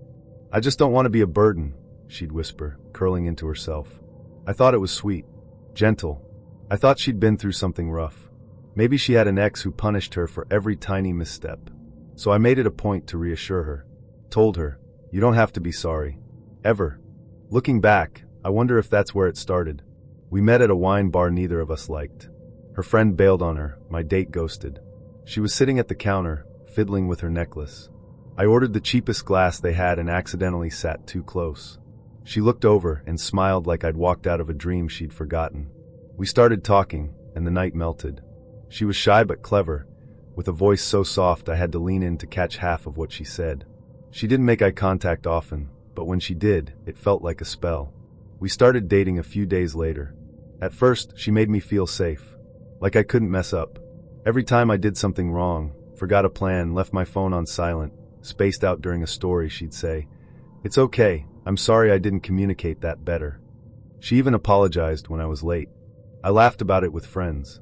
Said I'd found the most understanding person alive. But somewhere along the way, her apologies changed. It started small. "I'm sorry you were upset last night," she said one morning. "I wasn't," I replied, confused. She smiled gently. "You were. You just didn't want to show it. Another time. I'm sorry I made you tell me not to talk about my parents." "I never said that." "You did," she said. "You just didn't use those words." I hesitated. I couldn't remember not saying it. But I couldn't remember saying it either. She looked so hurt, so certain. So I apologized. And that was the first time I said sorry for something I hadn't done. Over time, things got murky. She'd bring up things I didn't remember, arguments we never had, promises I didn't recall making. "You said you'd be there for my audition," she whispered once, tears brimming. "I waited an hour." Marin, I didn't know about it." "Yes, you did. We talked about it last Tuesday." I checked my phone. No messages. No mention of any audition. Still, I apologized. Because she looked like I'd broken her. And what kind of person breaks someone that fragile? Eventually, I stopped being sure of anything. I'd replay conversations in my head. Check old texts. Journal entries. Recordings even. But I could never find proof, just gaps. Blank spaces where her memory stood louder than mine. I started second-guessing everything. Did I really raise my voice that night? Did I actually forget her birthday? It wasn't for another month, was it? She kept apologizing too, endlessly like a looped prayer. "I'm sorry I remembered it wrong. I'm sorry you had to feel like the bad guy. I'm sorry I made you do this to me." The words came like rain, gentle, persistent, flooding everything. One night, I woke up sweating, heart racing. I'd had a dream. Marin was standing at the foot of my bed, whispering my name, over and over, each time more sorrowful than the last. I looked around. Empty room. I reached for my phone. There was a message from her. "I'm sorry if I woke you." I never heard the door open. I started pulling away. Stopped replying to every text. Took longer to answer calls. Gave vague excuses for why I couldn't come over. She noticed. "Did I say something wrong?" she asked. "I'm sorry." "You didn't. I just need space." Her eyes filled with tears. "I'm sorry I made you feel that way. I just thought we were connected. You always said I could tell you anything." I didn't remember saying that, but I nodded. Then I found the notes. I'd gone to her apartment while she was out, just to grab my sweater. The drawer she always told me not to open was already cracked. Inside were stacks of paper, labeled, organized, conversations, arguments, moments of clarity, all meticulously dated, time-stamped, and written from her point of view. March 4th, he said he didn't want me talking to Rob anymore. I cried. He said I was being dramatic. March 17th, he forgot our anniversary dinner. I stayed quiet so he wouldn't feel bad. April 1st, he told me I'm not allowed to mention my parents again. Said it brings the mood down. None of it was true. I hadn't said any of those things. I know I hadn't. Had I? That night, I confronted her. She didn't deny it. She didn't even look surprised. "I just needed to remember things clearly," she said. "You change your mind so often. Sometimes I feel like I'm going crazy." I stared at her. "Marin, none of those things happened." She blinked. "Yes, they did. I left. Didn't say goodbye. Didn't explain. I blocked her number. Deleted our texts. Changed my locks. Spent weeks trying to scrub her from my life like a virus.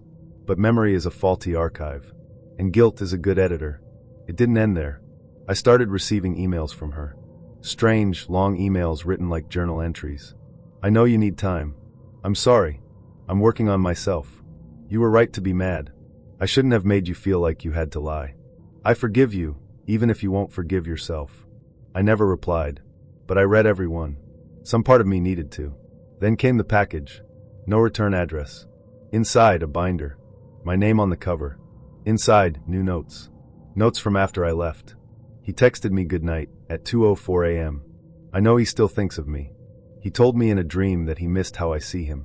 He says sorry in his silence. I closed the binder and set it on fire. Watched it turn to ash in the bathtub. I moved cities. Got a new phone. New job. Knew everything. But still, on certain nights, I wake up at 2:04 a.m. with the memory of a voice whispering, "I'm sorry I made you forget who you are." And I start to wonder, did she dream me into the villain? Or did I dream her into the victim? Because the cruelest kind of ghost is the one that makes you doubt you were ever alive. Lucan Vale was the kind of man people wrote poems about. Not love poems. Not the light kind. The kind where obsession feels like art. The kind with dripping ink and clenched teeth. When I met him, he was reading Anna Karenina in a bar. Alone. He looked out of place, but completely at ease. He didn't glance up until I ordered the same drink as him. A smoky bourbon I didn't even like. Good taste, he said, without smiling. It wasn't a flirt.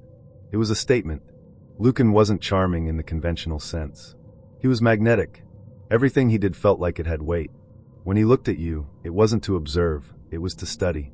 He made compliments sound like diagnoses. Made silence feel like permission. When we started dating, he was all depth and intensity. He wrote to me, not texts but letters. On thick paper, sealed with wax. In them, he called me his only mirror. Said I was the quiet before every storm. I mistook control for passion. And worship for love. At first, he was protective. You don't have to wear that if you're with me, he'd say, touching my hemline. I like you better raw. He meant without makeup, without effort. He said beauty was honesty. I don't want the version you give everyone else, he told me. Just mine. So I stopped dressing up. Stopped going out with friends. Started folding myself into a shape that only fit inside his life. Lucan didn't raise his voice. Ever. He lowered it. When I said something he didn't like, he'd pause and look at me disappointed, not in rage, but in pity. I thought you were different, he'd say. I thought you got it. What was it? The rules. The language of him. The quiet manipulations stitched into his love like landmines. It started with small things. He didn't like me laughing too loudly. Said it was jarring. Didn't like when I ordered food without asking what he wanted first. Said it was self-centered. Didn't like when I disagreed with his opinion about a movie. Said it was aggressively contrarian. So I adjusted, one thread at a time. Pulled myself in until I wasn't sure what the original fabric looked like. He started quoting me back to myself. Things I said in passing, reframed, twisted, turned into evidence. You said you don't trust people, he'd remind me. So why are you questioning me? You said you hate being alone. I'm giving you what you need. You told me you feel broken. I'm trying to hold the pieces. At some point, I forgot that relationships weren't supposed to feel like interrogations. The first time I tried to leave, he locked the door. He didn't yell. He just stood between me and the exit. You don't get to leave halfway through the story, he said. I froze. Sit, he told me. I did. He apologized the next morning. Took me out for breakfast. Held my hand like nothing happened. Gave me a necklace with a charm shaped like a key. So you always feel free, he said. After that, I stopped trying. I told myself it wasn't that bad. He never hit me. He never screamed. He just pressed. Pressed until I bent. Until I couldn't tell the difference between care and control. I lost my job. Couldn't focus. Lucan said, maybe it's time you focus on what matters. I stopped seeing friends. Lucan said, they don't get you the way I do. I started waking up in tears and didn't know why. Lucan said, you're too sensitive for the world. He made me keep a journal. Document your process, he said. Write down what you learned from me. I filled pages with contradictions. One day, he sees the real me. Another, I don't know what the real me is anymore. One night, I left it open by mistake. The next morning, Lucan was quiet. He handed me a fresh notebook. Said, let's start again. I stayed for 7 more months. Because I was scared. Because I was tired. Because I forgot how to leave. Then came the phone call. A friend I hadn't heard from in a year. She said she missed me. That she'd seen a photo of me on someone's feed, thin, hollow-eyed, standing behind Lucan like a shadow. You okay? She asked. I almost said yes. Instead, I whispered, no. And just like that, something broke open inside me. I left that night. Didn't pack. Didn't write a note. Just walked out while he was asleep. I stayed with my friend. Cut my hair. Got a new number. A new job. A therapist. Started breathing again. Lucan didn't chase me. Not right away. But a week later, I found something taped to my apartment door. A page torn from my old journal. He'd highlighted one line. He is the center of everything. Under it, he wrote, you don't get to rewrite truth. I changed buildings. Moved cities. Still, he found ways to reach me. A package at my office. No return address. Inside, a photo of us, framed in black, with a caption scratched into the glass. Chapter 1. The last message he ever sent came 6 months later. A typed letter. No greeting. Just, the sequel's better. I burned it. But sometimes, I still dream in his voice. Still feel his hand on my back when I walk into a room. Still wonder which parts of me were ever mine to begin with. Because leaving is one thing, but getting out of the story, that takes longer. Winna called me every night for 2 weeks before we ever met in person. We matched on a dating app, something mindless I'd downloaded to fill the silence. Her messages were poetic, thoughtful, full of metaphors. She didn't flirt so much as weave herself into your imagination. She asked about my childhood, my dreams, my worst memory. She called the first time just to say goodnight. Your voice matters, she said. It should be heard. I thought it was sweet. Thought she was different. I didn't realize I was mistaking intensity for intimacy. We met on a rainy Tuesday. She showed up to the cafe in a wool coat, hair braided down her back, eyes sharp as flint. Her presence was a storm you didn't realize you'd stepped into until you were soaked. She reached across the table and took my hand. I'm glad you're real, she whispered. I was afraid I imagined you. I laughed awkwardly, but I didn't pull away. Winna didn't ease into things, she surged. Within a week, she was texting me constantly. Morning check-ins, midday misuse, nighttime questions that spiraled into confessions. At first, I felt chosen. Who doesn't want to be adored? But it started to weigh on me. The messages piled up when I didn't answer fast enough. Voice memos, missed calls, emojis that shifted from hearts to broken hearts to skulls. The worst part? She was always eloquent about it. Even her jealousy sounded like poetry. The silence between us feels like a betrayal I haven't earned. I didn't know how to respond to that, so I apologized. A lot. I told her I had work, that I couldn't be on my phone all the time. She said she understood. Then she showed up at the cafe where I worked. I was behind the counter, mid-shift, apron stained, when she walked in and sat at the corner table like she belonged there. I froze. She smiled, waved, watched me the whole shift. Later, I asked why she came. You said you were busy, she said, but I needed to see you. I didn't want to assume I wasn't welcome. That night, we argued for the first time. I need space, I said. Space from what? She asked. Me. I'm not saying I don't want you. I'm saying I need air. I am the air, she said. She cried. Then she kissed me so hard it felt like an apology and a punishment at once. I started pulling away. Took longer to reply. Set boundaries. Blocked her once. She emailed me instead. Then came to my apartment and left flowers at the door. Blue hydrangeas. My favorite. I never told her that. She showed up again. This time with a knife. Not in her hand. In her bag. We were arguing, again, outside my building. I said I needed time. That I couldn't do this anymore. Her voice was calm. Scarily calm. I just want to cut through the lies, she said, reaching into her bag. I panicked. Thought she was going to hurt me. But she didn't. She held the knife out. Handle first. Here, she said. If you're afraid of me, hold it. Then I'll be the one exposed. I didn't take it. She left. I reported her the next day. The police filed a report, but said there wasn't much they could do. She didn't threaten you, the officer said. She gave you the knife, right? I nodded. That's not a crime. She vanished after that. Blocked me everywhere. Stopped showing up. No emails. No texts. For a while, I thought it was over. I started sleeping again. Started breathing. But the phone calls began 3 weeks later. Every Tuesday. 3:03 a.m. No caller ID. The first time I answered. No voice. Just breathing. I hung up. They kept coming.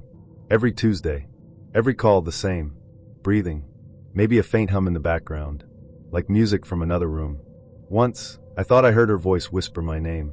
But maybe I imagined that. Maybe I needed to. I changed my number. The calls still came.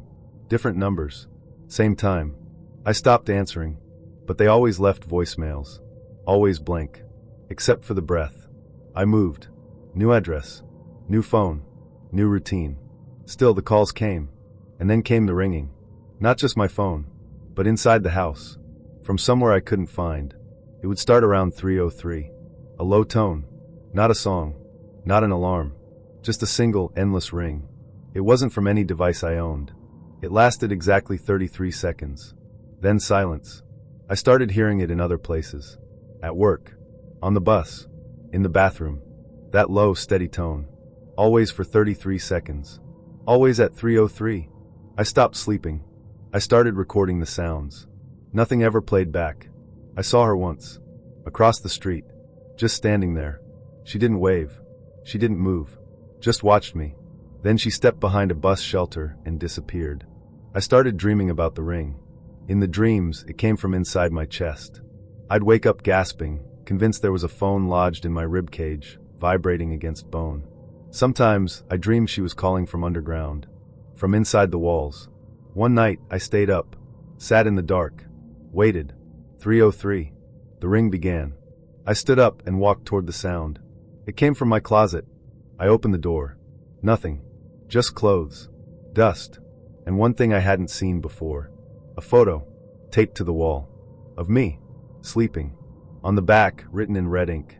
I told you I'm the heir. I moved again. Farther this time. New state. New number. Burner phone. Still the ringing comes. Every Tuesday. 3:03. No voice. Just breath. And love that won't let go. Solon came from the kind of family that has art on their walls you can't touch in silence that hums louder than music. The first time I met him, he was sitting alone in a campus lounge, sketching something on a napkin. I complimented the lines, sharp, architectural, beautiful in their coldness, and he said, "It's a house I'll build when I stop wasting time with people." I laughed. He didn't, but he looked up at me and said, "You can sit if you want." And just like that, I was inside the orbit of someone who didn't open doors so much as expect them to be held for him. Solon was clever in a way that made me feel slow.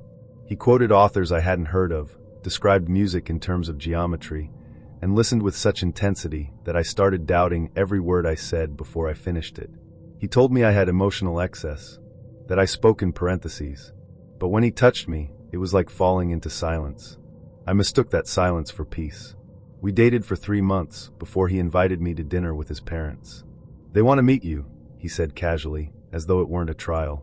He mentioned that they were a little traditional, but that they were tolerant in the way people are when they believe they're cultured. I wasn't sure what that meant. I said yes anyway, because I wanted to be seen. The house was enormous. White walls, polished glass, minimalist furniture arranged with surgical precision. The kind of place that looks staged for a magazine, but feels hollow when you step inside. His mother greeted me at the door. Her makeup was perfect in the way statues are perfect. "You must be the artist," she said, kissing the air beside my cheek. His father followed, broad-shouldered, quiet, with a handshake like a formality. We sat in the living room first, drinking wine that tasted like melted coins. They asked me where I studied. I told them I was finishing my BFA in painting. His father nodded slowly. "So you paint for a living?" "Trying to," I said, trying to smile. His mother laughed. "That's adorable." Dinner was served on plates I was afraid to touch. The food looked like it had been arranged by a designer, not a cook. Solon said nothing for the first 10 minutes, just ate, eyes low, expression blank. Then the questions began again. "Are you planning on doing grad school, or? What do your parents think of your career? Do you sell your work, or is it more of a passion project?" I answered politely. Tried to stay graceful. Solon didn't speak. Not once. He just watched his plate like it might speak for him. When his mother asked if I was currently working in food service to support the art habit, I laughed nervously. "Yes," I said, "but just until I graduate." His father chuckled. "At least it's honest work." His mother sipped her wine. "I suppose everyone needs a hobby." I looked to Solon. He was cutting his chicken into perfect squares. He didn't look up. Later, after dessert, I excused myself to the bathroom. I didn't cry. Not yet. When I came out, the living room was dim and quiet. But something was wrong. My portfolio was on the table. Open. They were flipping through it like a photo album of a distant cousin's child. "This one looks like a mushroom cloud," his father said, chuckling. His mother held up a page. "Is it supposed to be abstract, or is that just how it turned out?" Solon sat beside them, silent, still. My chest tightened. "That's mine," I said, voice cracking. They turned, unfazed. "Of course it is," his mother said. "We were just admiring the courage. So unafraid of form." I looked at Solon again. He didn't blink, didn't flinch. He just looked at me, like I'd already failed him. We drove home in silence. Halfway there, I said, "Why didn't you say anything?" He didn't answer. So I said it again, louder. "They were cruel." Still nothing. Finally, he whispered, You want people to understand you. That's your weakness. I stared at him. He kept his eyes on the road. I didn't go back to his house after that, but I didn't leave him either, because part of me still wanted to pass the test, to prove I belonged. Weeks passed. He grew colder, stopped answering texts right away, started canceling plans with vague excuses. He never apologized. He never asked how I was doing. When I brought up the dinner again, he said, "It's not my job to defend you. If you can't stand up for yourself, don't expect others to." I finally left after finding a note under my pillow, written in his handwriting. What's the point of a muse who doubts herself? After I left, I started painting again, but everything I made came out wrong. Colorless. Quiet. Like the silence had seeped in. Months later, I saw a photo online. Solon at another gallery. Beside him, a new partner, polished, professional, probably someone with a law degree. Someone serious. The caption read, "Sometimes you have to leave small things behind to build something lasting." My name wasn't mentioned, but I felt it all the same. I no longer eat off plates that are too perfect. I no longer explain my art to people who smile while they cut me open. And I no longer wait for people like Solon to defend me. Because the only thing colder than silence is someone who claims to see you and chooses not to speak. Jenny liked my hair from the moment we met. Not in the way people usually say they like your hair. Not a compliment, not flirtation. She said it reverently. We met at a bookstore hosting a poetry reading. I was browsing the metaphysics shelf when she walked past, then turned back and stared at me. "Your hair is the color of smoke," she said. "It means you've survived something." I laughed. Thanks." She didn't laugh back, just smiled softly. It's rare to see someone whose spirit hasn't left their body yet. She handed me a book I hadn't noticed, Folklore of the Wound, and disappeared. Inside the cover, she'd scribbled her number. We went out that weekend. She wore long velvet sleeves, carried a satchel that jingled when she moved, and drank tea like she was divining the future in the steam. "I don't believe in accidents," she said during our second date. By the third, she kissed me and whispered, "I dreamed you before I met you." And I didn't run. Because Jenny was beautiful in that uncanny way. The kind of beautiful that makes you ignore the bells going off in your head. You don't fall in love with people like her. You slip. She started asking for small things. A button from a jacket. A thread from a scarf. The wrapper from a candy I'd chewed. "Just for my altar," she'd say with a playful smile. "Keeps the energy balanced." I thought it was eccentric. Artsy. Maybe even kind of sweet in a weird, witchy way. Then she asked for my hair. "I want a piece of you," she said, brushing her fingers through it. "Just a strand." I gave her one. She tied it with red thread and kissed it before slipping it into her pocket. Her apartment looked like a dream built on bones. Candles burned in every corner. The walls were covered in old mirrors and strange symbols I couldn't place. Bundles of herbs hung upside down from the ceiling. Books were stacked in uneven towers, all worn and thick with margins scribbled in black ink. I found a box once while looking for a charger. Inside, dozens of tied clumps of hair. Curled, looped, labeled. One had my name on it. Another said, Tomas, 2017. Another, Marie failed. I didn't say anything, because I didn't know how to say, "What the hell is this?" The dream started after that. Vivid, strange. I'd wake up covered in sweat, unable to move for minutes. In them, I stood in a circle of candles, whispering words I didn't understand while something watched me from the shadows. I told her. She smiled. "That means the ritual is working." "What ritual?" I asked. She shrugged. "Don't worry. You're safe with me." I laughed it off. Told myself it was just her aesthetic. Just an identity. Just the things lonely girls do to feel in control. But things kept getting worse. I found carvings on the underside of my bed frame. Small symbols etched with something sharp. I asked Janine about them. She didn't deny it. "They're protective," she said. "For your aura. You carved them into my furniture without asking." "I love you," she said, as if that explained everything. I started seeing her in my dreams, even when I was alone. Started feeling her fingers on my forehead before I fell asleep. Woke up one night to find her standing over me, whispering words I couldn't understand. "What are you doing?" I asked, heart pounding. "Sealing the bond," she said, stroking my hair. I didn't sleep for 2 days after that. I tried to pull away. Told her I needed space. That I was overwhelmed. She didn't scream. Didn't cry. She just tilted her head and said, "But we're already connected." Then she left. That night, I found a wax figure on my doorstep. Small, pale, humanoid. It had my hair embedded into its scalp, and its chest was hollow. I didn't open it. I burned it, or tried to. It didn't catch fire, just melted slowly. Smoked black, smelled like blood. The dreams worsened. I woke up with scratches down my back. I checked the cameras. Nothing there. I started hearing whispers in the walls. Felt something shift in my apartment at 3:33 a.m. every night. Lights flickered. Candles I hadn't lit would burn out on their own. I bought sage, salt, crosses. Nothing helped. I moved. But Jenny found me. She left a package outside my new place. Inside, a new wax figure. And a note. This time, don't fight it.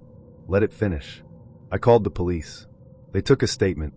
Said they couldn't arrest someone for witchcraft and candles. They told me to block her. I did. She sent letters instead. Then drawings. Of me. Surrounded by flames. Eyes missing. One drawing showed me sleeping, a hand hovering over my chest. The hand had Jenny's ring. I stopped going outside. Quit my job. Cut off friends. My apartment became a cage. Then a chapel. I drew symbols on the walls myself, desperate to balance whatever she had done. I burned my own hair. I prayed to things I didn't believe in.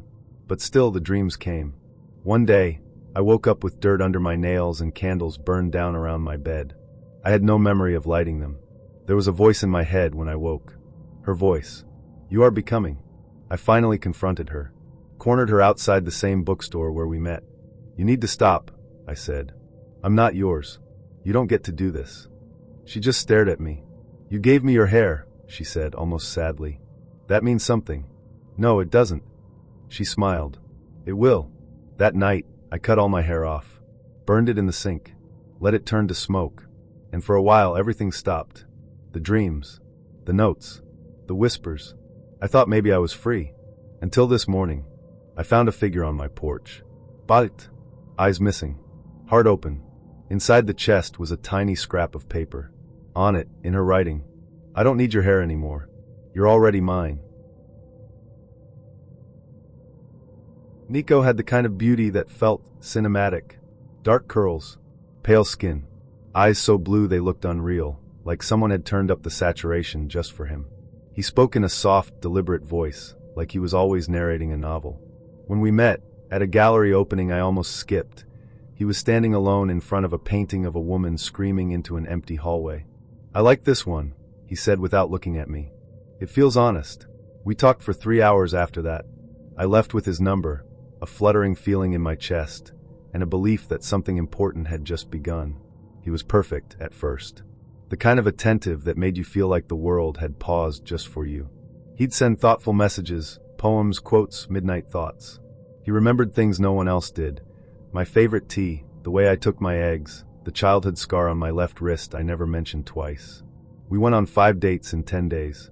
I told myself it was magic. It felt like falling into a soft place. Warm. Safe.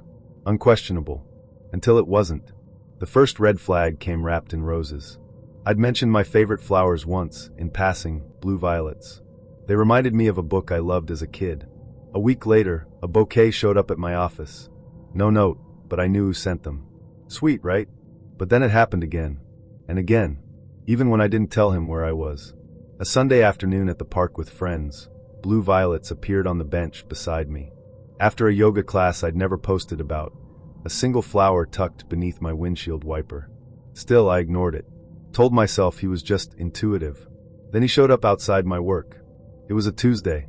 I was walking to grab lunch when I saw him across the street, just standing there. No call. No text. Just watching me. I smiled and waved. He crossed the street and kissed me. I missed you, he said. We didn't plan anything today, I replied. I know, he said. But I had a feeling. The next day he showed up again. And the next. I told him I needed space during work hours. He apologized. Brought me a smoothie. Said he just wanted to surprise me. It's romantic, he said. You'll see. The turning point came one night when I posted a photo on my private story. Just a drink at a rooftop bar, no location tagged. 20 minutes later, he was there. I figured it out, he said, smiling. How? He shrugged.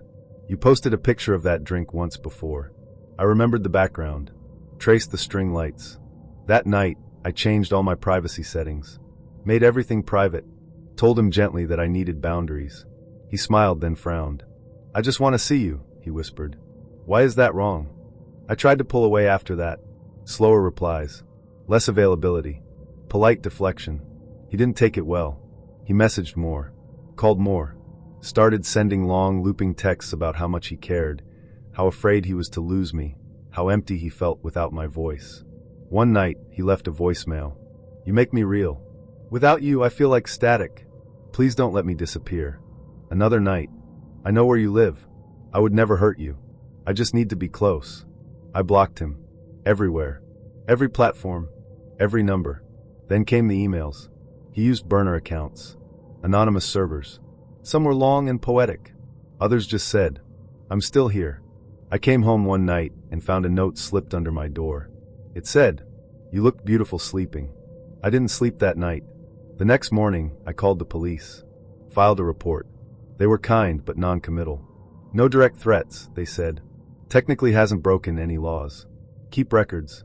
Be careful. I bought blackout curtains. Changed the locks. Slept with pepper spray by my bed. My heart began to live in my throat. Then he vanished. No calls. No emails. No flowers. No shadow across the street. Weeks passed. Then months. I started to breathe again. I moved cities. Got a new job. Told myself I was safe. Started dating someone new. Someone kind. Quiet. Predictable. I never told him about Nico. Some stories feel like curses when you say them out loud. Then it happened again. I found blue violets on my porch. No note. Just the flowers, perfectly arranged. I froze. Stared at them like they were bleeding. It couldn't be him. He didn't know where I'd moved. I never told anyone. I took a picture. Deleted it. Threw the flowers in the trash. A week later, another bouquet. A different arrangement. Still violets. This time a small card. No writing. Just a single drawn eye. My phone started ringing again. Every Tuesday. 3:03 a.m. No caller ID. No sound on the other end. Just breathing. Steady. Familiar. I changed my number again. But the calls kept coming. New numbers. Same time. I stopped answering. But I couldn't stop knowing. I started seeing him in crowds. Once at the grocery store, his back turned, same curls. Once on a train platform, just the eyes staring. Always gone before I could be sure. But I knew. I moved again. This time across the country. New name on my mailbox. New routine. New life. But fear travels. And shadows are good at waiting. Last week, I found a package. No return address. Inside, a photo of me sleeping. Taken through a window. Blue violets on the windowsill. I moved again. But even now, every Tuesday, I still wake up at 3:03. Sometimes the phone doesn't ring. But I hear breathing anyway. Inside the house. Destina was the kind of person who made you feel lucky just for being near her. The first time I saw her, she was in line ahead of me at a food truck, balancing a phone on her shoulder, a coffee in one hand, and a tote bag sliding down her arm. She turned to me with this bright, exasperated grin and said, "If I drop dead, promise me you'll finish my falafel." I laughed. She winked. And somehow, 5 minutes later, we were eating together on the curb like old friends. By the end of that week, we'd had 3 more spontaneous meetups and 1 proper date. By the end of the second, I was falling. Destina was fire and velvet, charismatic, chaotic, and endlessly distracting. When she talked, she demanded the world's attention.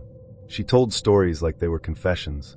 Her past was always just blurry enough to sound fascinating. She never asked for permission. She expected yes like the weather expects rain. And I gave them. All of them. At first.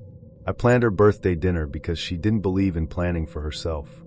"It's more special when someone else cares," she'd said, twirling a piece of hair around her finger. "That way it means something." So I booked the table. A cozy little restaurant, intimate, fairy lights, candles on each table. I made the reservation for 6. She said that was perfect. Just close friends. I picked up the cake myself.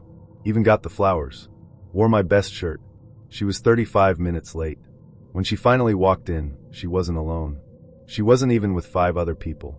She brought 17. 17 people. I counted. They flooded in like a wedding party. Loud. Laughing. Throwing their arms around her like they'd missed her for a decade. They took over half the restaurant. Tables were pulled together, chairs dragged across the floor, confused servers scrambling to adjust. I stood up, stunned, and Destina kissed me on the cheek. "You're amazing," she whispered, like I'd known all along. I didn't want to make a scene, so I smiled. I nodded at her friends, said hello, shook hands, sat down and let it all happen. They ordered everything. Wine, appetizers, a round of oysters, more wine, more plates. Someone asked for an off-menu dish, and the waiter just blinked and said they'd see what they could do. I sat there in the middle like a prop. Someone even asked if I was the event planner. I laughed. Too hard. Destina didn't sit beside me. She bounced between conversations, posed for pictures, clinked glasses, told stories that didn't include me. I caught her looking at me once. She gave a thumbs up and mouthed, "You're doing great." When the check came, it was slipped discreetly beside me. The waiter didn't ask. He just placed it in front of me like I'd already signed the contract. I didn't even look at it at first. Just stared at the little leather folder. My name on the reservation. My world tilting. Then I glanced at the number. I had to blink twice to make sure I wasn't hallucinating.